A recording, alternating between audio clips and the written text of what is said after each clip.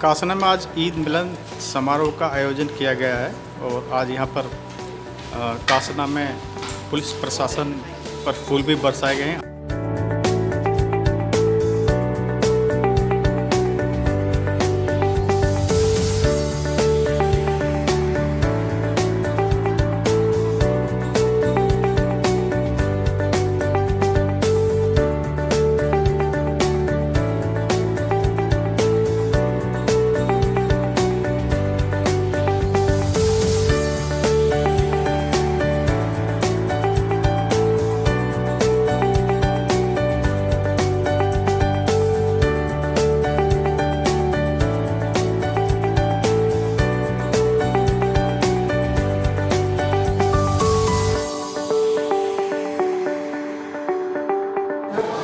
वैसे हमारे लिए इधर टाइम हर वक्त है।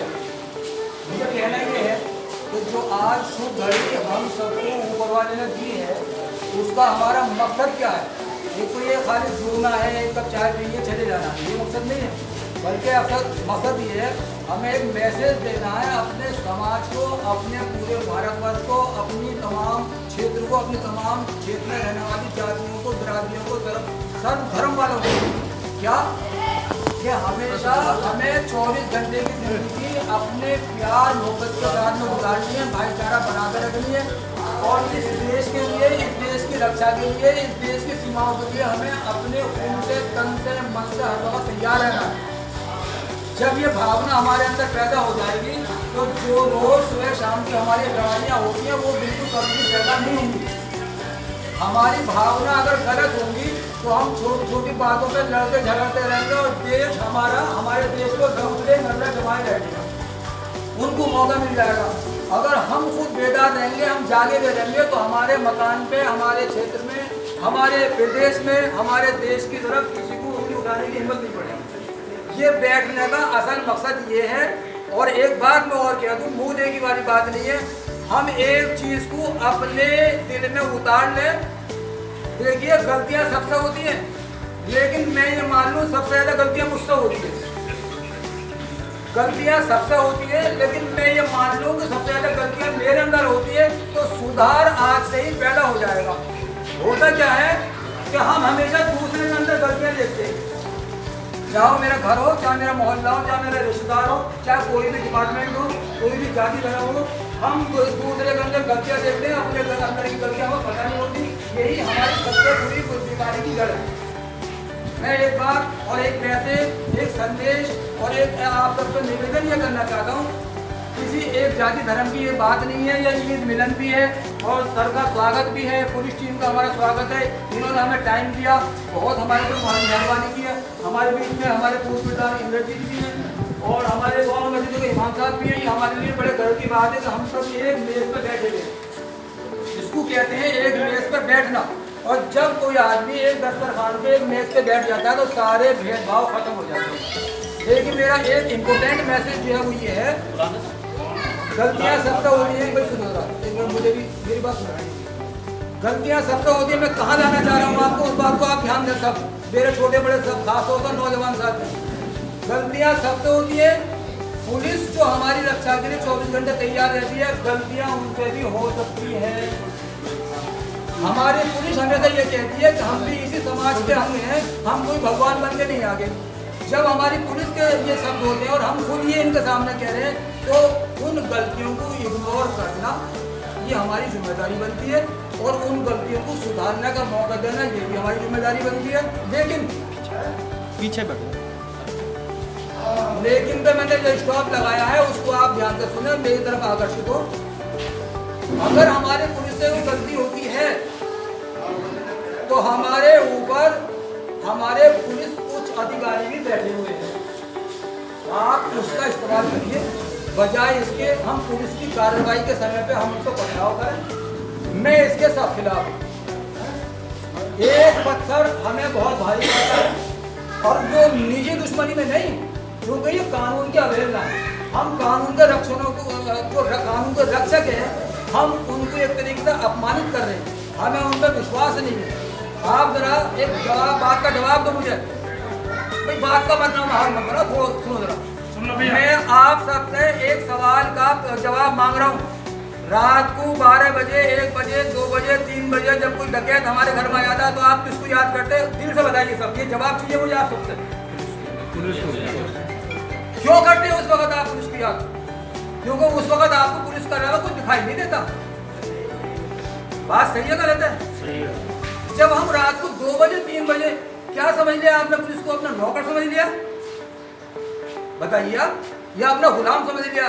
नहीं, नौकर या गुलाम नहीं समझा, बल्कि बात यह है कि हम ये समझते हैं कि हमारे ऊपर कोई सरकार की तरफ से रक्षक बैठे हुए हैं। बात यह है। अब उन्हीं रक्षकों को हम उनके ऊपर पत्थर फेंकें, हम उनको अपमानित करें, हम उनको गालियां दें, ये हमारे लिए शोभनीय बात नहीं है। एक बात समझ में आ गई मेरी? मुझे यही कहना था। और हम आभारी हैं सर के, और मैं बहुत प्रभावित हूँ, मेरी इनसे बात होती रहती है। और एक बात मैं और एक सर जो आपने मैसेज मुझे दिया था, मैंने वो मैसेज मस्जिद के अंदर जो मेंबर होता है मैंने वो किया। तो एक बात मैं फिर स्पष्ट रूप से कह रहा हूँ, सबने सुनी होगी, सब गवाह भी हैं। आप मेरी दुकान पे आए रमज़ान के महीने में, मैंने पानी पेश किया, आपने पानी पीने से इनकार कर दिया। क्या कहा? जवाब सुनिए। हमारे लिए ये एक सीखने की बात है। आपने मुझसे यूँ कहा कि रहो भाई, मैं पानी आपके यहाँ से आज नहीं पीऊँगा, ईद के बाद पीऊँगा, क्योंकि मुझसे एक गलती हो गई। पिछले जुमे में आया था, मैंने आपके यहाँ से पानी पिया, बर्फी खाई, कोल्ड ड्रिंक खाई, ऐसा लगा जैसे मुझसे एक पाप हो गया, क्योंकि आप रोजे से थे, मैं रोजे से नहीं हूँ, इसलिए मैं आज पानी नहीं पीऊँगा, ईद के बाद में पीऊँगा। शायद सर के इसी सेंटेंस ने, इसी वाक्य ने हम सबको मजबूर किया कि हमने आपको यहाँ याद किया।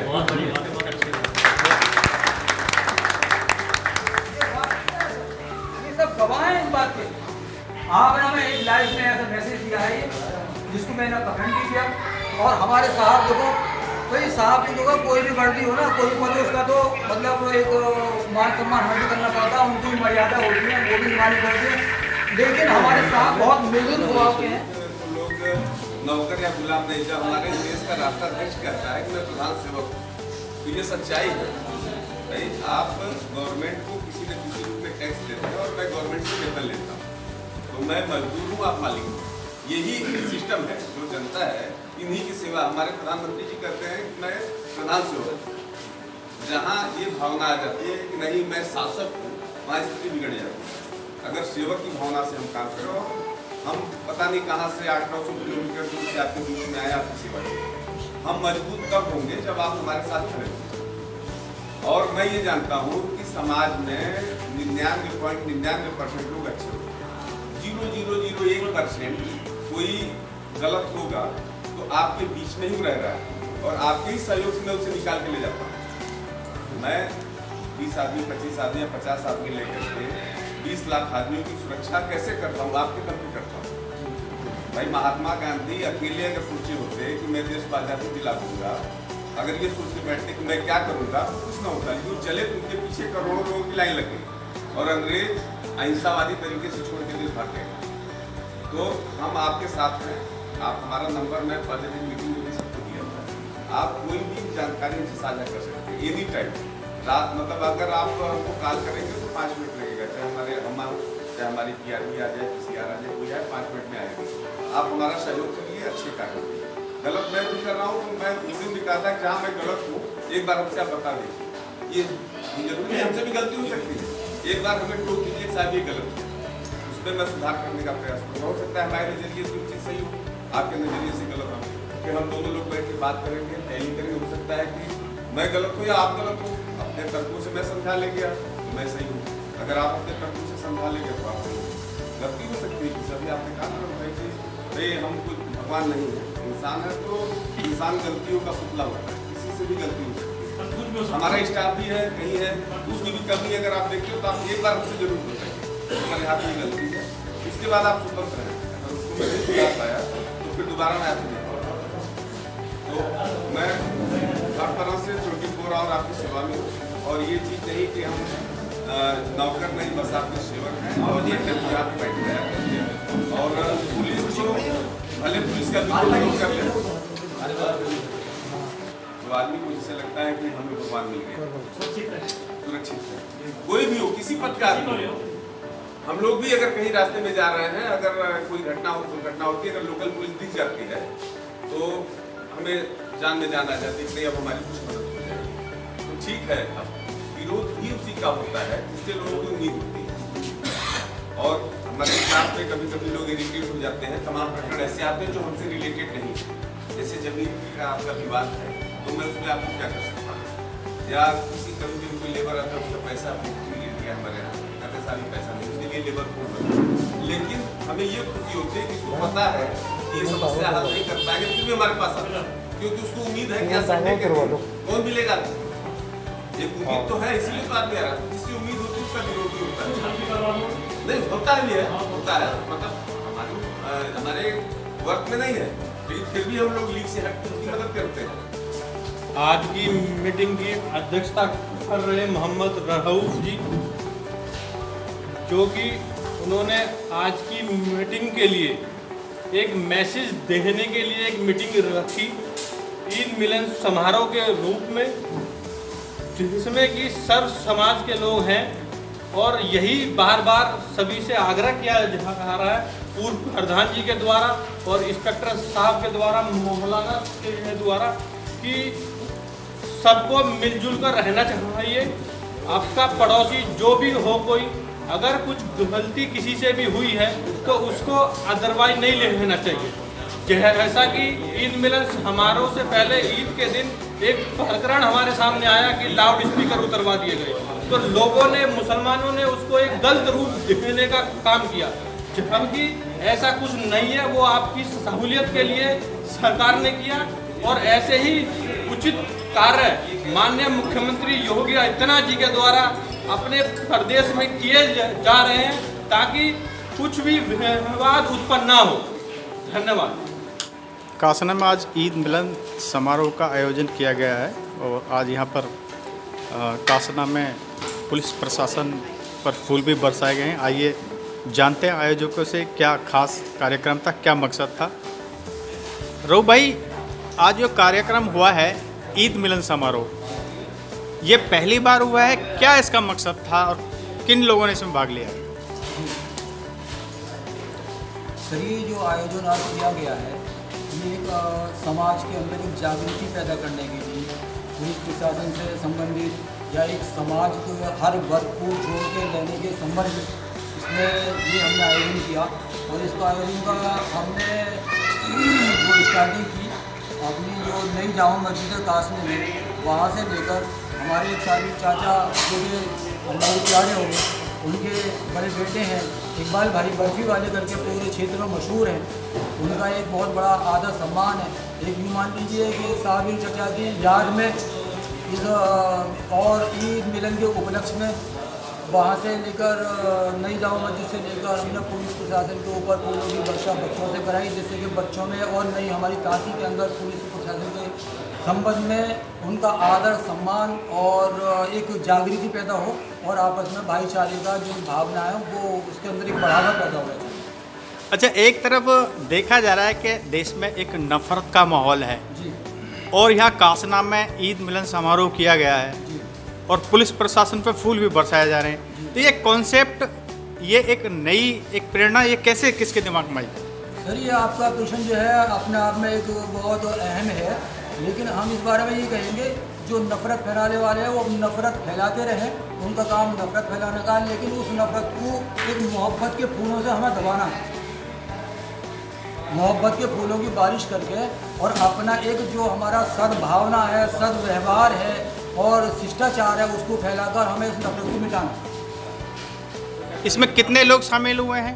इसमें सर हमारी पूरी जो कम्युनिटी है, जो अपने हमारे पड़ोसी हैं, मस्जिद के आसपास के, सब ने हमारा सहयोग दिया, और पुलिस प्रशासन का हमारे साथ बहुत सहयोग रहा। समय पर वो आए, उन्होंने हमारी इस पहल को सराहा, और बहुत अच्छे उन्होंने विचार हमें गाइडलाइन भी दी, हम उनके भी आभारी हैं और अपने पूरे समाज के आभारी हैं। इमाम साहब किन किन मस्जिदों के इसमें आए हैं? इसमें हमारे कासने के अंदर 2 मस्जिद हैं, एक नई जामा मस्जिद जिसके हमारे इमाम हज़रत मौलाना हज़रत हाफिज़ मोहम्मद काशिफ साहब हैं, और दूसरी जो शाही मस्जिद है उसके मौलाना हमारे हज़रत मौलाना मुशीर अहमद साहब हैं, वो भी दोनों यहाँ मौजूद रहे।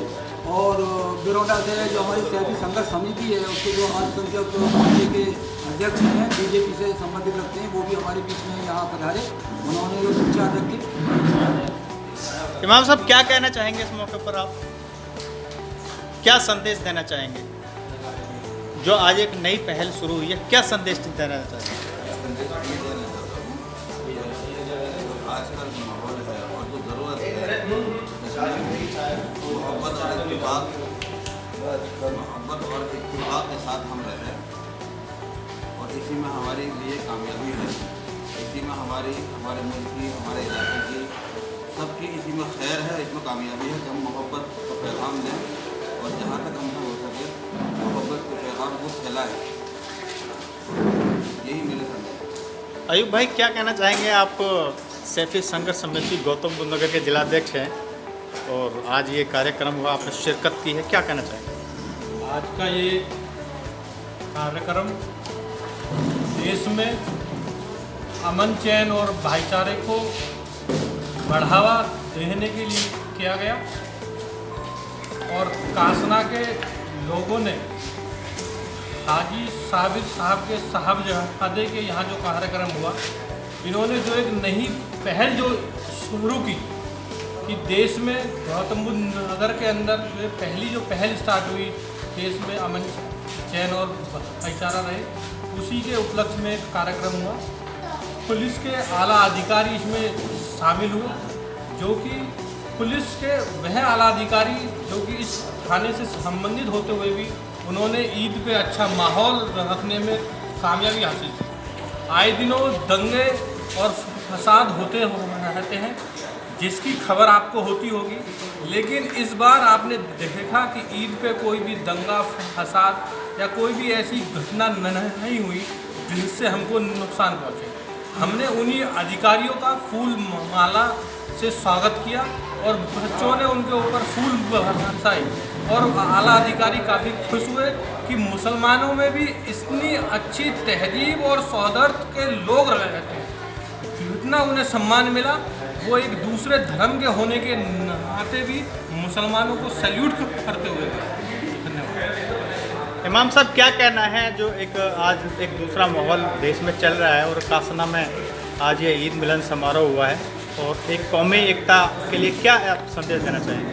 बस संदेश यही है, हमारा जो इस प्रोग्राम को करने का मकसद ये है, इस हमारी गांव बस्ती के अंदर किसी तरह का कोई झगड़ा फिसाद, कोई जातिवादी का माहौल ना रहे, बल्कि इस जातिवादी को छोड़ करके हम किसी भी बिरादरी के हैं, सब लोग हम आपस में मिलजुल करके अच्छी मोहब्बत का पैगाम दें, जिससे कि हमारा माहौल बना रहे और हम किसी को जाति धर्म का वो ना करें और प्यार मोहब्बत के साथ में अपना ज़िंदगी बसर करें। बस यही इसी प्रोग्राम का मकसद है।